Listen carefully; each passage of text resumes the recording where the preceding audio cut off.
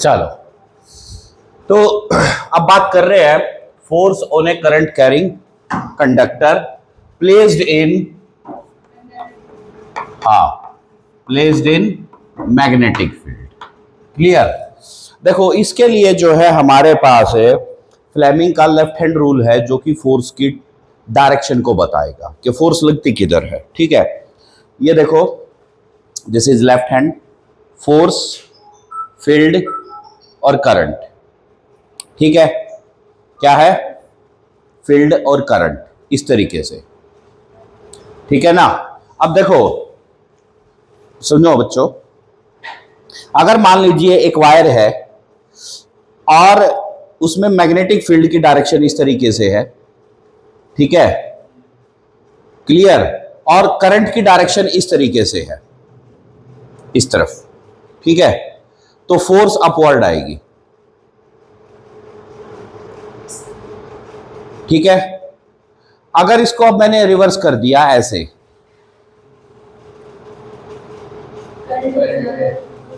अब करंट भी चेंज कर दिया और मैंने फील्ड भी चेंज कर दी, अगर मैं दोनों को बदलूंगा तो फोर्स की डायरेक्शन सेम रहेगी। बात समझ में आ गई? लेकिन अब मैं क्या करता हूं कि इसको चेंज कर देता हूं, ऐसे कर देता हूं। ठीक है, हाँ, अब इसमें क्या हो गया कि आप फोर्स के ऊपर फोकस करो, ये है फील्ड। अब अगर ये ऐसे है तो फील्ड तो अभी भी उस डायरेक्शन में ही है। ठीक है, करंट अब इस तरफ आ गया, बोर्ड की तरफ, बोर्ड की तरफ, तो फोर्स नीचे आएगी।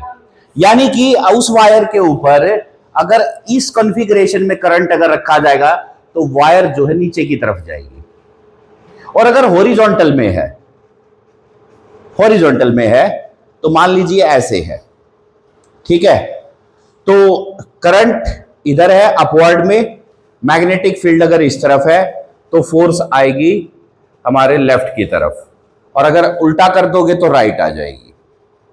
बात समझ में आ गई? एक ही हाथ है तो दोनों मत घुमा भाई, सिर्फ लेफ्ट ही रहेगा। हाँ, ओके। और ये ठीक है, ये शुक्र है कि फ्लेमिंग ने जो है इन उंगलियों की कॉन्फ़िगरेशन 3 में रखी, अगर वो 1 या 2 से ही बताता तो दिक्कत भी हो सकती थी, है ना? हाँ, लेकिन ऐसा नहीं है, ये करप्ट माइंड की ही समस्याएं हैं, ऐसा नहीं होता है। बात समझ में आ गई? अब वो तो तुम लोग यार, अब बचपन से तुम लोग, बचपन से तो क्या, और ये खासकर जब से इंटरनेट चला है, ठीक है, तो जब से तुम्हारे लोगों की बुद्धि खराब होती जा रही है। ठीक है, अब देखो, मान लीजिए कि हमारे पास अब एक वायर हम ले लेते हैं, इसमें एक्सिस डिफाइन कर लेते हैं। देखो, ये एक्स है, ये वाई है, और बेटा यहां आ गया जेड। ठीक है, क्लियर? अब देखो, अगर मान लीजिए मैंने फील्ड को ले लिया यहां पर और मैंने वायर का एलिमेंट ले लिया इधर, ऐसे करके, तो अब आप लेफ्ट हैंड लगा करके मुझे बताना कि फोर्स इस पे किधर लग रही है। हाँ बताओ। ये देखो ना, एक्स एक्सिस पे मैग्नेटिक फील्ड है और जेड के ऊपर, ये तो जेड है ना, इसलिए मैंने कहा था कि करप्ट माइंड सीख नहीं पाता। अगर आप इसको एक्स वाई जेड सीखते तो बात समझ आती, लेकिन नहीं, तुमने तो मिडिल फिंगर देखी। लो हो, ऐसा भी है। ठीक है, तो एक्स वाई और जेड एक्सिस है, ये इस तरफ क्या आ रहा है? जेड एक्सिस, ये है एक्स एक्सिस। तो अगर एक्स एक्सिस के ऊपर मैग्नेटिक फील्ड है और जेड एक्सिस पे वायर है, तो फोर्स किधर होगा? वाई के ऊपर। तो यानी कि इस डायरेक्शन में मैग्नेटिक फोर्स आ जाएगा। ठीक है, हाँ, लेकिन डायरेक्शन किधर आ रही है करंट की, ये बात समझना। पॉजिटिव जेड, यानी कि पॉजिटिव जेड इस तरफ, यानी कि इस तरफ। ठीक है, अगर आप यहां पर जेड रखते हो तो आई की करंट की डायरेक्शन आपको ऐसे दिखानी पड़ेगी। ठीक है, अब देखो, मान लीजिए कि आपने इस एलिमेंट का इतना लेंथ ऑब्जर्वेशन में ले लिया जिसको आपने बोला डीएल लेंथ। क्या बोला आपने? DL length. ठीक है, क्लियर? ओके जी। डीएल, अब जो एलिमेंटल लेंथ है उसकी भी डायरेक्शन फिक्स होगी कि नहीं होगी? बिल्कुल होगी, है ना? उसको हम लोग करंट की डायरेक्शन में ही रख लेते हैं कि direction of elemental length is along current direction. क्यों? जेड एक्सिस पर आ जाएगी दोनों वैल्यू। ठीक है, ओके। तो डीएल की डायरेक्शन भी इधर हो गई। तो कंसिडर ए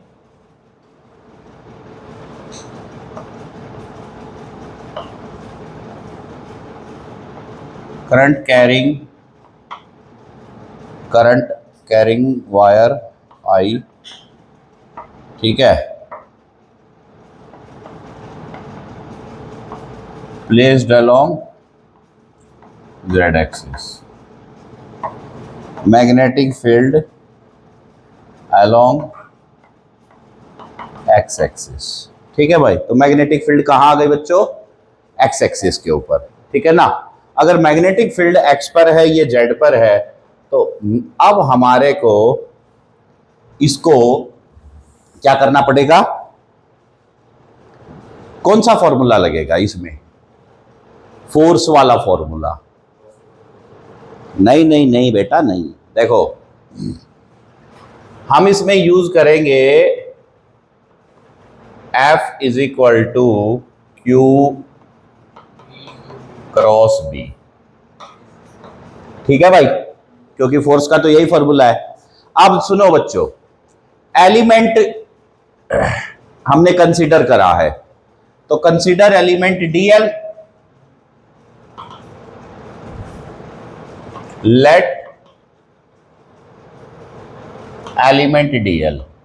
अगर एलिमेंट डीएल है तो आप मुझे एक बात बताओ, ये जो डीएल एलिमेंट है इसके ऊपर जो फोर्स आएगी वो कितनी होगी? फोर्स ऑन एलिमेंट,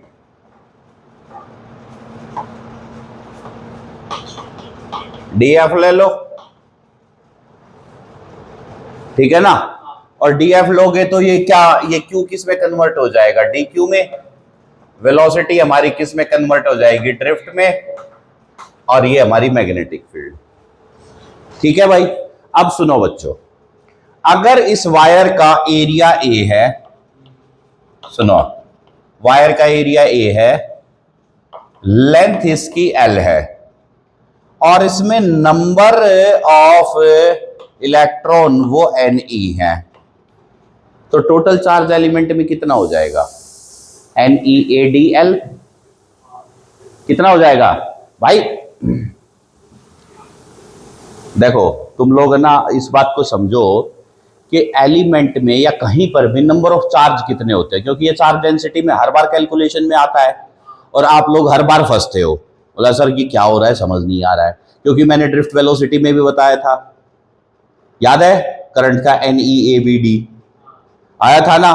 तो एन ई क्या था? Number of charge. ए क्या था? एरिया। वी डी क्या था? Drift velocity. समझे ना? तो इस बात को याद रखो कि किसी भी कंडक्टर की लेंथ में कितने नंबर ऑफ चार्ज होंगे, जितना उसका वॉल्यूम है उसके साथ, जितना उसका वॉल्यूम है, क्या बोला मैंने? जितना उसका वॉल्यूम है उस वॉल्यूम को मल्टीप्लाई कर दो किसके साथ? उसके एन नंबर के साथ। किसके साथ है? हाँ, तो अब हमें तो एग्जैक्ट नंबर नहीं पता ना। मान लीजिए उसके अंदर 100 इलेक्ट्रॉन है, मुझे तो नहीं पता 100 है, बट कितने हैं, तो मैं 100 को एन तो ले सकता हूं ना कंसिडरेशन में। और एक का मैग्नीट्यूड कितना होता है? 1.6 इंटू 10 की पावर -19। तो एन का मैग्नीट्यूड कितना हो जाएगा? N E. तो टोटल कितने हो गए? N E multiply volume. तो हर बार यही आएगा। क्या आएगा? N E multiply volume. अब यहां पर हम डीएल ले रहे हैं, तो डी क्यू क्या हो जाएगा? N E A D L. Negative charge है, ये डाल दो। ठीक है भाई, इधर समझ लो एक बार, ड्रिफ्ट वेलोसिटी क्या होगा, dl बाई dt। भाई ड्रिफ्ट वेलोसिटी क्या हो जाएगा बच्चों, dl बाई dt। अच्छा आप मुझे एक बात बताओ कि dl की लेंथ किधर है, इस तरफ, लेकिन ड्रिफ्ट किधर होगा, इस तरफ। तो दोनों की डायरेक्शन अपोजिट आ गई, अपोजिट दिखाने के लिए नेगेटिव डालना जरूरी, तो डाल दो, ठीक है। तो अब यहां से आप जो है इसको समझ पाओगे और इसको आप लोग सॉल्व कर पाओगे, कर दोगे, है? हाँ जी। तो D F M is equal to D Q minus ले लिया, minus D L by D T ले लिया और बी ले लिया, ठीक है। माइनस माइनस प्लस हो जाएंगे तो मैग्नेटिक फोर्स आ जाएगी बी ओहो आई एल क्रॉस बी, ठीक है। So that is equal to F M is equal to B I L sine theta, ठीक है। और B I L sine theta. अब देखो भैया, अगर थीटा 0 होगा या 180 होगा तो मैग्नेटिक फोर्स 0, ठीक है। अगर बेटा थीटा 90 हो गया, ठीक है, तो magnetic force maximum B I L, ठीक है। तो ये आप लोग इसमें डेरिवेशन लिख लोगे, इसमें कोई दिक्कत नहीं आएगी तुम लोगों को, ठीक है। बात समझ में आ गई। और अगर आपको इसमें ज़्यादा सा कंफ्यूजन लगे तो इसको आप इंटीग्रेशन में डाल देना, बस ऐसे कर देना, मामला ख़त्म। क्योंकि डेरिवेशन का पार्ट अब ज़्यादा नहीं है, तो इसको जो है बहुत ज़्यादा सा इसके ऊपर एनर्जी टाइम वेस्ट करना बेवकूफ़ी। मेन इंपॉर्टेंट स्टेप लिखो और अपने नंबर लेके चलो। पेपर का फॉर्मेट बदल गया है, पहले क्या होता था, डेरिवेशन का लंबा चौड़ा सीन होता था। अगर तुम्हारे स्कूल का टीचर ऐसे कुछ हुए और बोले कि ये नहीं है, वो नहीं है, फलाना नहीं, ढिमकाना नहीं है, तो भाई क्योंकि यहाँ का वो सिस्टम भी तो अलग है ना, नंबर काटने का, वो उनको तो वो लॉजिक पर बात नहीं करते कि ये नंबर काट रहे हैं तो जो है हम लॉजिकल साउंड कर रहे हैं, इलॉजिक पे भी नंबर काट देते हैं। और इलॉजिक किस वजह से होता है, मेरे पास ट्यूशन नहीं पढ़ता तू, मैं मेरे सेंटर में नहीं आ रहा, होता है ऐसा। हाँ तो ये है, हाँ तो आएंगे भाई वो तो, ठीक है। तो इस तरीके से हम लोग इस डेरिवेशन को निपटा देंगे। लिखो बायोट-सैवर्ट लॉ, ठीक है। तो ये डेरिवेशन कंप्लीट हो गई ना, इसमें तो कोई कंफ्यूजन नहीं ना, समझ गए। तो जो हमारा फोर्स का कॉन्सेप्ट है उसी को हमने एलिमेंट के ऊपर लगाया, डी क्यू की वैल्यू को बता दिया कि टोटल चार्ज एलिमेंट में कितना है, ड्रिफ्ट वेलोसिटी की वैल्यू डाल दी और इंटीग्रेट कर दिया, बात खत्म, ठीक है। तो बहुत ही इजी ये एक हमारी डेरिवेशन बन जाती है, समझ में आई बात। लेकिन इसके यूटिलिटी बहुत ज्यादा है इस चैप्टर में। अब बात करेंगे बायोट-सैवर्ट लॉ। अब बायोट-सैवर्ट लॉ आपको क्या बताता है, क्या होता है बताओ, व्हाट इज बायोट-सैवर्ट लॉ।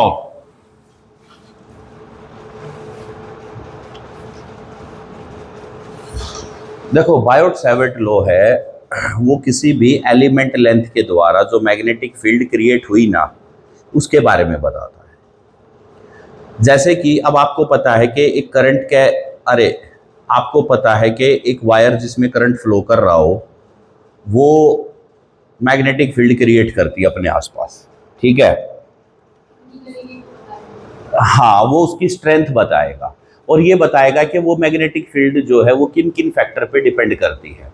तो आपको फैक्टर्स के बारे में बताया जाएगा और आपको किसके बारे में बताया जाएगा, स्ट्रेंथ के बारे में, ठीक है। तो अब जो बायोट-सैवर्ट लॉ है इसकी एप्लीकेशंस भी हमारी बड़ी इंपॉर्टेंट होती हैं। उसी में हम लोग ये भी ध्यान रखते हैं कि magnetic field due to circular loop, straight wire और लूप की फिर अलग अलग कंडीशंस, वो हमारे लिए बड़ी इंपॉर्टेंट बन जाती है। ठीक है, तो लिखो भाई Biot Savart law.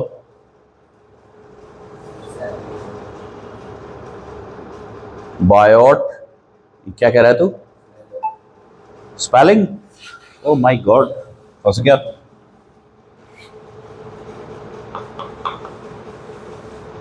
Biot Savart law, ठीक है, समझ में आ गई बात? देखो इसका कॉन्सेप्ट क्या है।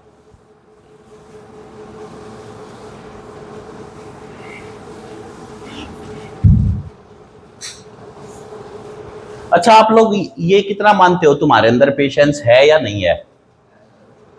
कितना है? हाँ। देखो ये मान लीजिए एक करंट कैरिंग एलिमेंटल लेंथ है डीएल, इसमें आई करंट फ्लो कर रहा है। एलिमेंटल लेंथ का मतलब ये एक वायर है। अब यार वायर तो इनफाइनाइट लेंथ भी हो सकती है, फाइनाइट भी हो सकती है। तो अगर हम एक एलिमेंट ले लेंगे और फिर अगर उसको इंटीग्रेट करके या अपनी रिक्वायरमेंट के अकॉर्डिंग अगर हम उसको सॉल्व कर लेंगे तो हमारे पास उसका पूरा आंसर आ जाएगा। ठीक है ना? तो यहां पर क्या होगा कि ये एक डीएल एलिमेंट है आई, तो यहां से अगर मैं आर डिस्टेंस पर थीटा एंगल पर ये पॉइंट अगर लूं पी, तो यहां हमारी फील्ड डिफाइन होगी। और ये जो क्रॉस का साइन मैंने डाला है ये मैग्नेटिक फील्ड के लिए बता रहा है। देखो अगर आपको इस प्रकार के साइन बनाए जाएं तो इसका मतलब ये मैग्नेटिक फील्ड है। ठीक है, और अगर इस प्रकार का भी बनाया जाए ऐसे,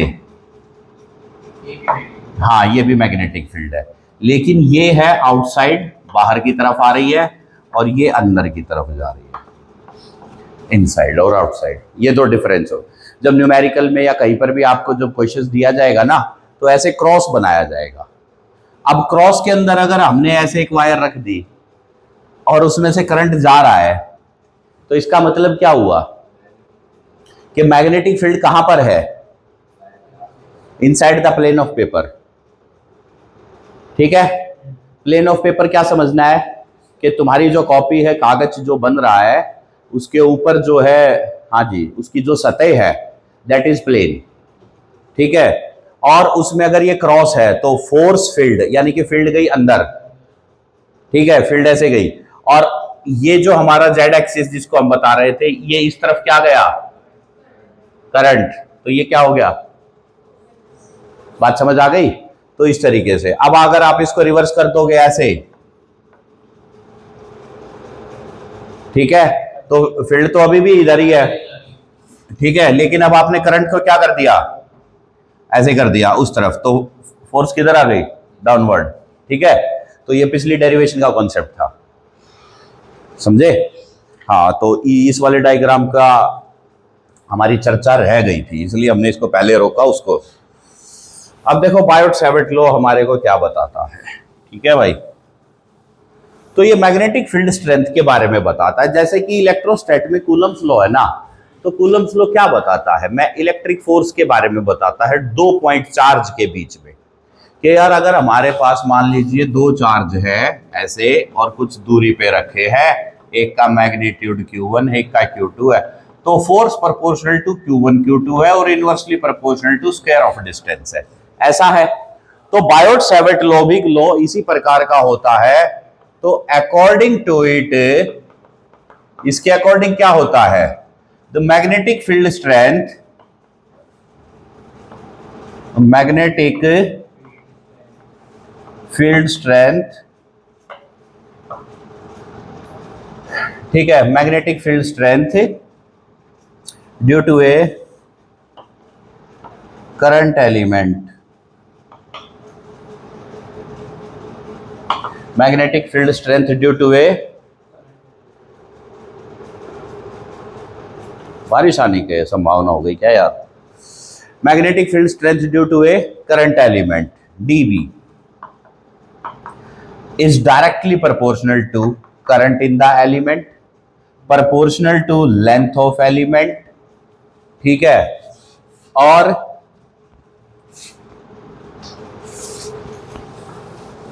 proportional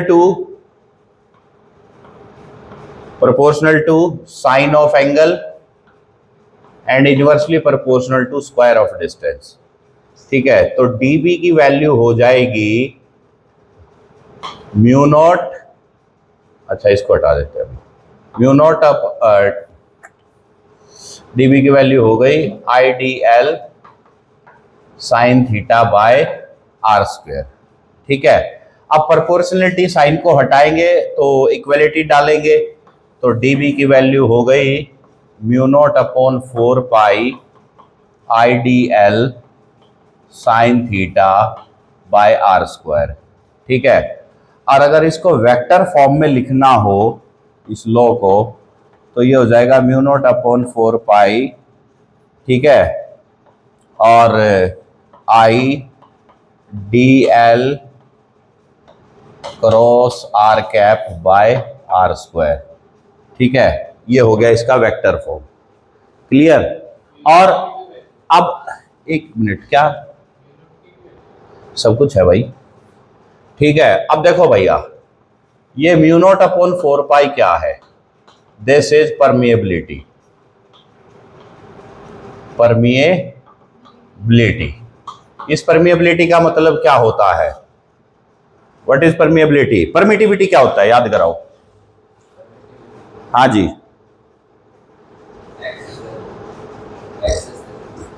है परमिटिविटी क्या होता है?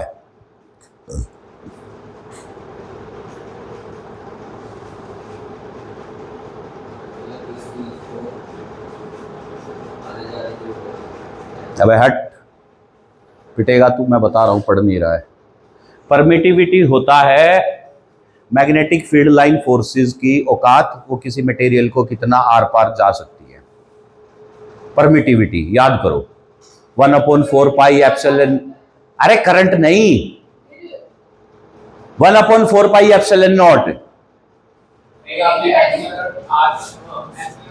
1/4 pi epsilon naught epsilon R is equal to 1/4 pi epsilon. Epsilon की वैल्यू परमिटिविटी क्या होता है?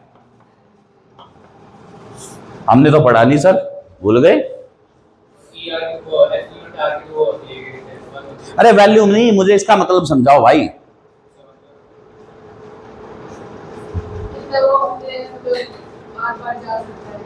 क्या?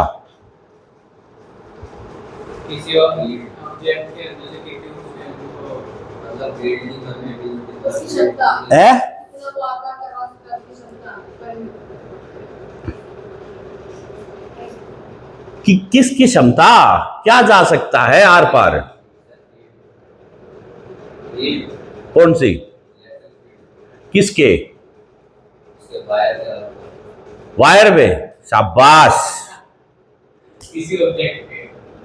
मन करता है तेरे को बेटे यंत्र लगाना पड़ेगा, यंत्र ही गायब कर दिया रे। ये ना सर, ये हाँ बेटा पढ़ना स्टार्ट कर ले, नहीं तो मैं बता रहा हूं। देखो परमिटिविटी इस बात का मेजरमेंट होता है कि जो इलेक्ट्रिक लाइन ऑफ फोर्स होती है वो किसी मीडियम से कितनी आर पार जा सकती है, यानी कि इलेक्ट्रिक फील्ड लाइन। ठीक है, ये एक मीडियम की प्रॉपर्टी होती है, यानी कि जो माध्यम है हमारा, ये उसका एक गुण है। माध्यम मतलब जैसे एयर है, वैक्यूम है, या उसके अंदर पेपर है, प्लास्टिक है, जिसकी वजह से डाइलेक्ट्रिक और पोलराइजेशन देखने को मिला था। ठीक है, समझे ना बात को? लेकिन यहां पर क्या होगा, परमिएबिलिटी क्या होता है? ये हमारी मैग्नेटिक फील्ड लाइंस की प्रॉपर्टी होती है कि वो मैग्नेटिक फील्ड लाइन किसी मटेरियल को कितना आर पार उसको क्रॉस कर सकती हैं। ठीक है, तो परमिएबिलिटी होता है ability of magnetic field line to pass through a medium, to pass through a medium. बात समझ में आ गई? So what it is, ability of magnetic field to pass through a medium. Mu naught upon 4 pi is permeability. ठीक है, समझे बात को? तो इस तरीके से हम लोग जो है, हाँ जल्दी लिखो भाई, इसको लिखो एक बार, अभी इसके बारे में और भी एक्सप्लेनेशन रह रही है।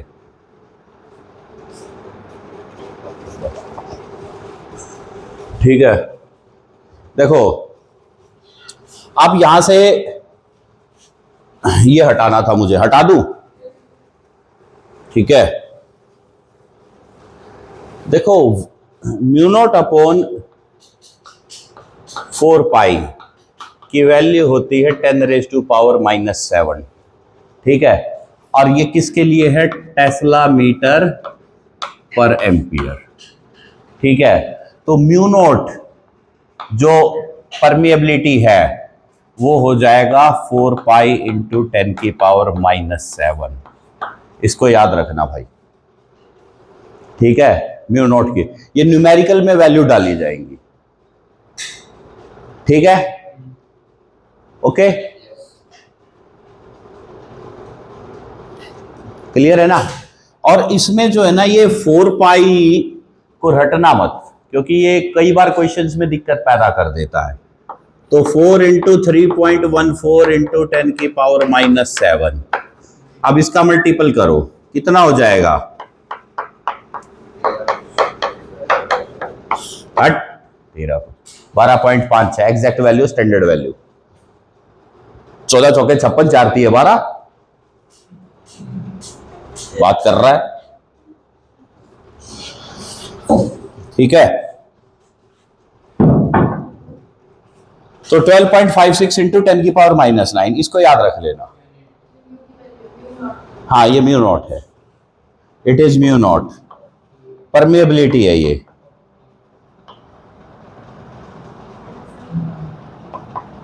देखो बेटा, एक बात याद रखो, चाहे इलेक्ट्रिक फील्ड हो चाहे मैग्नेटिक फील्ड हो, हर फील्ड अपना असर कहीं पर तभी क्रिएट कर पाएगी जब वो उस माध्यम से आर पार जा पाएगी। अगर फील्ड किसी चीज को क्रॉस नहीं कर पाई ना, तो उसमें अपना असर नहीं दिखा पाएगी।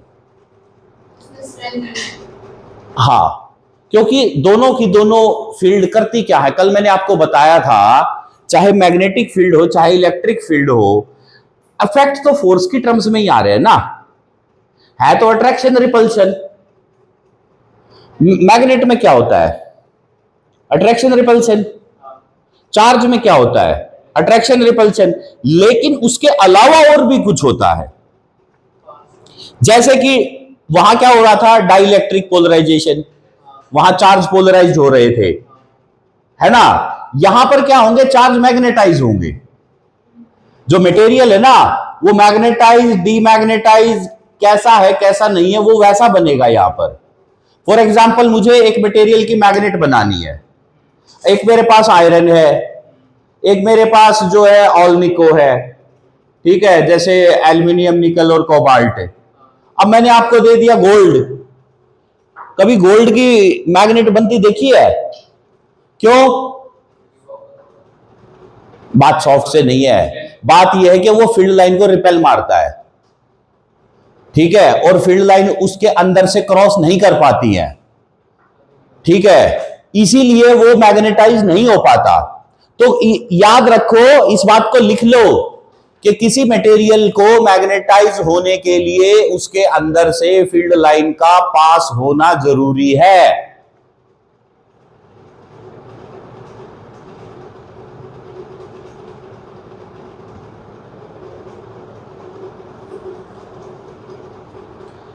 ठीक है, किसी मटेरियल के मैग्नेटाइज होने के लिए उसके अंदर से मैग्नेटिक फील्ड लाइन का पास होना या क्रॉस होना या आर पार चले जाना होना जरूरी है। क्लियर? अब इस बात को अपने दिमाग में बैठा लो तुम लोग। अब ये क्लियर हो गया तुम्हारे लिए? तो अब तो इसमें कोई डाउट कंफ्यूजन नहीं रहा। ठीक है, तो अब अगर मान लीजिए कि एक वायर ने, अब बायोट सैवर्ट लॉ ने क्या कहा था, एक एलिमेंट ने एलिमेंट मतलब एक छोटी लेंथ है, क्योंकि अगर मैंने छोटी ले ली बड़ी की तो मैं अपने आप निकाल लूंगा इंटीग्रेशन करके। तो वो छोटी लेंथ पे बात कर रहा है, स्टैंडर्डाइज्ड वैल्यू पे। उसने बोला है कि यार अब अगर कोई एक ऐसी छोटी सी लेंथ है और जिसमें करंट आई जा रहा है तो वो मैग्नेटिक फील्ड क्रिएट करेगी, और अगर वो फील्ड क्रिएट करेगी तो वो फील्ड की स्ट्रेंथ कितनी होगी, तो उसने बताया फील्ड होगी mu naught upon 4 pi ideal sign theta bye I R square. अब इसमें म्यू नॉट अपॉन 4 पाई क्या है? म्यू नॉट अपॉन 4 पाई है मीडियम प्रॉपर्टी। लिखो म्यू नॉट अपॉन 4 पाई मीडियम प्रॉपर्टी।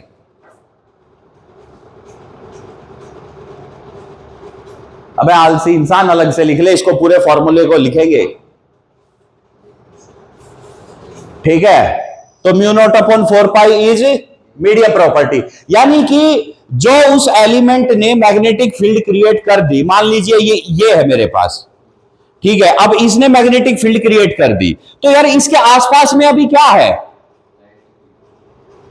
अभी इसके आसपास में या तो वैक्यूम है या एयर है, लेकिन जर्नलाइज्ड कंडीशन में एयर ही होगी।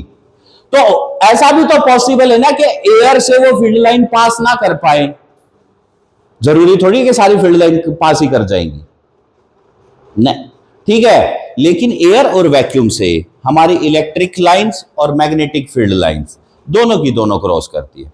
ग्रेविटेशनल फील्ड लाइन भी क्रॉस हो सकती है, क्यों होती नहीं है? और ग्रेविटी कहां से एक्ट कर रही है, ठीक है? हाँ, वो तो आशा पारेख तो वो गई थी, मैं तुझसे मिलने आई मंदिर जाने के बहाने, सुना है ना? सुना होगा, नहीं सुना? थोड़ा बहुत सुना है, चलो ठीक है। हाँ, तुम तो अरिजीत वाले फैन है ना? वो भी भाई देखो कला है, अच्छी है, लेकिन पर्सनली मुझे तो उसके गाने ऐसे लगते हैं रोंतड़े टाइप के, ठीक है? जैसे दुनिया में सिर्फ एक ही काम रह गया हो, प्यार मोहब्बत आशिकी लड़की बाजी, ठीक है? अरिजीत का तो सारा कॉन्सेप्ट यही है ना, हाँ, कि जिंदगी में इसके अलावा ना तो खाने को रोटी चाहिए ना रहने को घर चाहिए, है ना, विधवा विलाप करते रहो ये बॉलीवुड ने तो हमारे वाली जनरेशन के टाइम में जो लोग टीवी वगैरह देखते थे उनका दिमाग थोड़ा बहुत खराब करा था। भाई तुम्हारे वाली जनरेशन का तो इस ओटीटी नेटफ्लिक्स और इसने बिल्कुल ही भट्ठा गोड़ कर दिया। और कमाल की बात यह है कि इस जनरेशन को रिपीटेडली बताया जा रहा है कि ये तुम्हारे लिए जहर है, ये ड्रग है, ये तुम्हारे दिमाग को खराब कर रहा है, तुम्हारी जिंदगी स्पॉइल कर रहा है। और इंटरेस्टिंग बात यह है कि जनरेशन मान के राजी नहीं, वो कह रहे हैं हमारा जो होगा देखा जाएगा, हम अपने स्वयं के जिम्मेवार हैं। और मैं आपको एक बात बताऊं तो मैं इस बात को देखो, मैं बड़ी कंट्रोवर्शियल सी बात बोल रहा हूं क्योंकि रिकॉर्डिंग पे बोल रहा हूं, इसलिए कंट्रोवर्शियल हो सकती है, लेकिन ये बात सच है कि आने वाले टाइम में, आज से मैं प्रेडिक्ट कर रहा हूं तकरीबन 40 साल 30 साल 40 साल के बाद हमारे समाज में आप 100 मीटर पे किसी मकान में देख लोगे कि यहाँ किसी ने सुसाइड कर लिया, यहाँ किसी ने कर लिया, यहाँ किसी ने कर। लोग इतना अपनी मनमर्जी कर रहे हैं कि प्रेमानंद महाराज के कहने के अनुसार ये मन तुम्हें एक दिन फांसी पे लेके जाएगा, क्योंकि लाइफ में कुछ भी कंट्रोलिंग तो है नहीं, कुछ भी आवश्यकता पे तो है नहीं, तो ये मन फाइनल, इस मन का फाइनल डेस्टिनेशन क्या है? मतलब यही होगा, मैं बता रहा हूं। कारण कि अपने देखो स्ट्रेंथ कब आती है, आपको मसल्स में स्ट्रेंथ कब मिलेगी? एक्सरसाइज करोगे, वेट उठाओगे, रनिंग करोगे, बॉडी वेट ट्रेनिंग करोगे। कहने का मतलब अगर आपको the best vegetarian, non vegetarian, dry fruit, मैं कह रहा हूं यार कि जो इस धरती का सबसे बेस्ट खाना है ना वो आपको दिया जाए, क्या आप स्ट्रेंथफुल हो सकते हो? नहीं हो सकते, ठीक है? तो हमारा ब्रेन क्या है? हमारा ब्रेन क्या है? मसल्स है। तो ये वाली मसल में स्ट्रेंथ कब आएगा? जब इसको अपोजिशन मिलेगा। भाई वेट तो अपोजिशन है ना, इट्स एन अपोजिशन। क्योंकि अगेंस्ट द ग्रेविटी काम कर रहे हैं ना हम। हर वेट में यही होता है। एक सिंपल सी अगर आपको मैं बताऊं, हर वेट आप अगेंस्ट द ग्रेविटी ले जाके काम करते हो, चाहे बेंच प्रेस, चाहे कर्ल, हैमर, ये वो सब पूरी जिम का मैकेनिक्स एक ही है, अगेंस्ट द ग्रेविटी। बात समझ आ गई? तो आपको ब्रेन में भी बेटा यही करना पड़ेगा, क्या कि मनमर्जी के खिलाफ, मन के विरुद्ध, अगेंस्ट द मन। वहां क्या होता है? Against the gravity. यहां अगेंस्ट द मन काम करना पड़ेगा। यहां उपयुक्त और अनुपयुक्त का फैसला लेना पड़ेगा। What is correctly, what is apt for my life and what is not, you have to define it and you have to go with that, चाहे आपका मन है या नहीं है, जिम्मेदारी से। लेकिन आपको मैं बताऊं कि ये जो अभी का माहौल चल रहा है, जो जनरेशन हमारे आसपास और हम लोग जो देख रहे हैं बच्चों को, जो ड्रामेबाजी आज के बच्चे करते हैं, क्योंकि यही बच्चे आज से 30-35 साल के बाद हो जाएंगे 50 के अराउंड, बल्कि ये उससे पहले ही, ये अपने जैसे ही माँ बाप का वो हटाना, और जब समाज नोचने भागेगा तुम्हें, दुनिया का कंपटीशन तुम फेस करोगे, when your boss is your enemy, when your life partner becomes your enemy. क्योंकि देखो आपका लाइफ पार्टनर या आपका कोई भी पार्टनर, वो भी तो उतनी मनमर्जी करेगा ना जितनी तुम कर रहे हो, तो कमिटमेंट कहां रह गई? तो ये लफड़े तुम्हारे बड़े दिक्कत पैदा करेंगे बेटा, मान लिया करो बात को, सही कह रहा हूं मैं, ठीक है? तो ये हो गया है, ठीक है? और भाई मैंने वो देखा यार आजकल, तो मतलब कि देखो इन्फ्लुएंस का सिस्टम क्या चल रहा है। देखो मैं तुम्हें बताता हूं कि जनरेशन कितनी बेवकूफ हो चुकी है। अभी मैं देख रहा था इंडिया का एक ऐसा इंस्टीट्यूट जो कि कभी भी एक वो काम नहीं करता था जो अब वो पिछले 1-2 साल से करने लगा है। यानी कि वो जैसे कि अगर कोई बच्चा IIT JEE नीट में टॉप कर गया, तो यार वो सेलिब्रेट करते थे, थोड़ा बहुत अपना ओरिएंटेशन टाइप बात हो गई, कुछ हो गया, जो एक एकेडमिक में लेजिटिमेट है वो करते थे।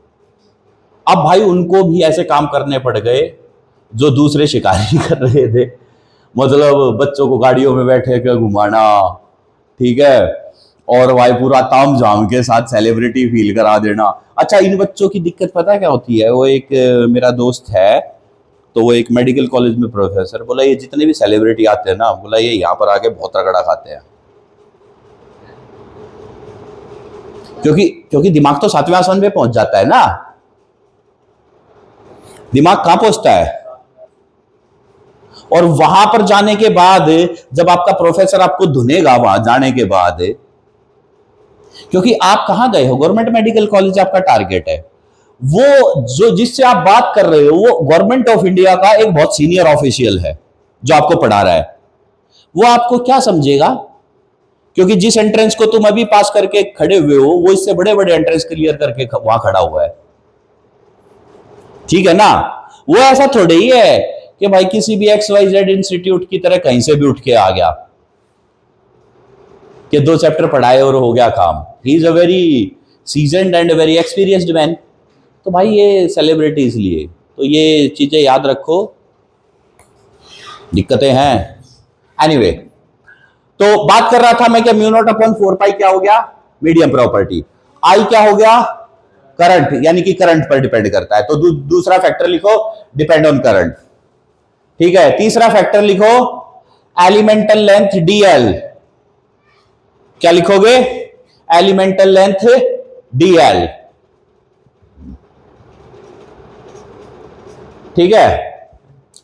चौथा फैक्टर लिखो, sine of angle,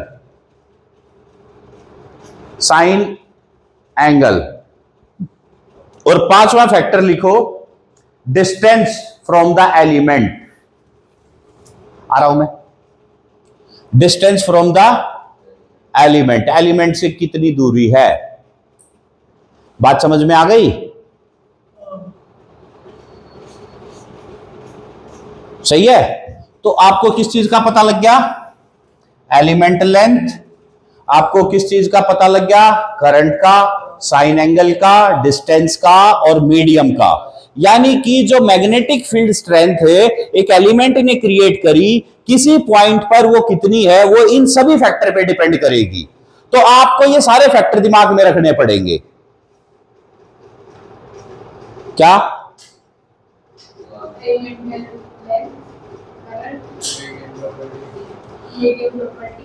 medium property. देखो मीडियम प्रॉपर्टी तो म्यू नॉट अपॉन 4 पाई है ही फिक्स। अब आपका आई रह जाएगा, लेंथ रह जाएगा और डिस्टेंस हमेशा नीचे आएगा, और फिर साइन एंगल, क्योंकि ये एंगल तो वेरिएशन पे है ना। ये तो देखो अगर थीटा हो गया 90, साइन 90 हो गया, तो ये तो परपेंडिकुलर हो गया, तो 1 ही आएगा।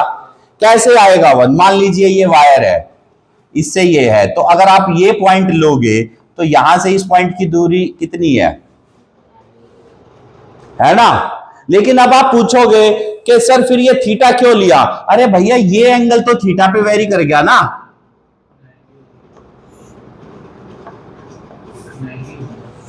और यहां अगर आ गया तो ये 0 हो गया, इसलिए साइन थीटा की एक्सप्लेनेशन है।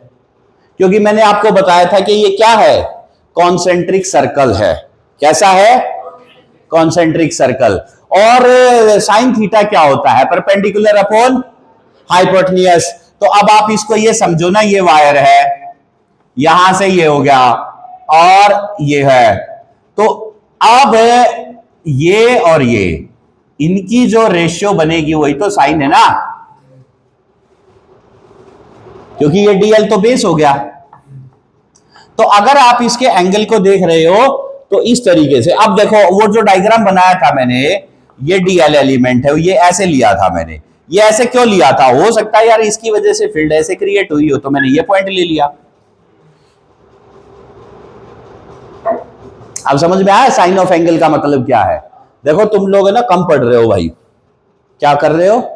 बोला सर कम पढ़ ही नहीं रहे। क्या बात है, थोड़ी बहुत इज्जत आपने दे दी, इसके लायक काम। ठीक है, तुम नहीं पढ़ रहे कुछ भी। ठीक है, और अब इस चैप्टर में बहुत कुछ कंप्लीट हो चुका है। बायोट सैविट लॉ अगर हो गया ना, तो अब इसके बाद इसमें बस कुछ ही दिन का मामला है अब इसका, ये ध्यान रखना। ठीक है, और आपको मैं एक बात क्लियर बोल देता हूं, एनईपी में पकोड़ा तलने वाली स्ट्रेटेजी काम करेगी। एक बार तेल में डाले, आधे पकाए, बाहर निकाल दिए। जब उनको फाइनल टच देना है तो उनको दोबारा पकाना पड़ेगा। कहने का मतलब आपको सिलेबस 2 से 3 बार करना पड़ेगा। एक बार को तो आप सिर्फ सिलेबस कंप्लीट करो। ठीक है, आपको पता है कि ये टॉपिक है, ये डेरिवेशन से ये हमने पढ़ लिया। फिर उसके बाद आप क्वेश्चंस लगाने स्टार्ट करो, क्योंकि क्वेश्चंस की भी तो वैरायटी अलग अलग है भाई। अगर मान लीजिए अभी मैं क्वेश्चन करा दूं और सिर्फ न्यूमेरिकल कराऊं, what about the assertion reasoning, what about the MCQ type questions, what about the application based type, what about the case based question type. तो हर चैप्टर को पढ़ने के बाद ही हम सारे क्वेश्चन एक साथ में अलग अलग टाइप के कर पाएंगे ना। लॉजिक क्लियर हुआ या नहीं हुआ? तो ये बात याद रखो।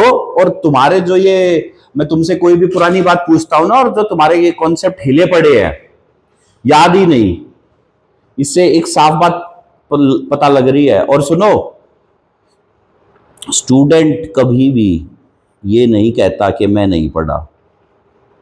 तुम्हारे नंबर कम आए, तुम्हारा कुछ हुआ, आप या तो फिजिक्स को बोलोगे या तो ये कह दोगे फिजिक्स तो हमें समझ ही नहीं आती, या पता नहीं सर ने क्या पढ़ाया था हमें तो पता नहीं, या बोल दोगे कि XYZ टीचर ने नंबर काट लिए, या पता नहीं मैं तो करके आया था, ये हो गया वो हो गया। इफ एंड बट्स बहुत होंगे। मेरी बात समझ में आ गई? तो भाई इन इफ एंड बट के भरोसे नहीं। सच ये है कि तुम्हारा अभी पढ़ाई में बिल्कुल भी ध्यान नहीं। हाँ के ना? नहीं है ना? मात्र 2 महीने में ही दशा और दिशा बदल गई ना, अप्रैल से जून आते आते। ठीक है, तो भाई इसको जो है साथ साथ पढ़ लो। चलो फिर अभी इतना ही। Thank you.